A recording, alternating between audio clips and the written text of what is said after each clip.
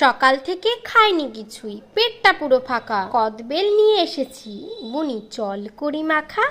কাকু টক টক কদবেল নিয়ে এসছে, তাই বলল মাখা। আর কিন্তু ভিডিও করবি, তাই আমি চটপট করে তোমাদের রেসিপিটা শেয়ার করে দিচ্ছি যে কদবেলটা কিভাবে মাখাতে হয়। তো চলো, অনেকেই জানো যে কিভাবে মাখাতে হয়, অনেক ধরনের অনেক রকমের ভাবে মাখাও, কিন্তু আমার মতন করে মাখাও, দেখো অনেকটা টেস্টি লাগবে।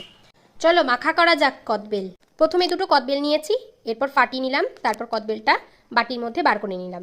এরপর 4 থেকে 5টা আমি দিয়ে দিলাম পাতি লেবুর পাতা, দিয়ে দিলাম কাঁচা লঙ্কা, আর দিলাম একটু সামান্য চিনি, আর দিলাম সর্ষের তেল, আর দিয়েছি বিট লবণ। এরপর ভালো করে মাখাতে হবে। দেখো একদম এর মধ্যে অনেক কিছু দেওয়া যায়, কাসুন্দি আরও অনেক কিছু দেওয়া যায়, কিন্তু আমরা দিইনি। তো এইটা খেয়ে দেখো তোমাদের কেমন লাগলো, আর কমেন্ট এসে জানিয়ে দিও। নতুন নতুন ভিডিও পাওয়ার জন্য সাবস্ক্রাইব করতে কিন্তু একদম ভুলবে না, লাইক কমেন্ট শেয়ার কিন্তু একদম করে দিও। মনে দেখো খেয়ে বলছে ওয়াও টেস্টি।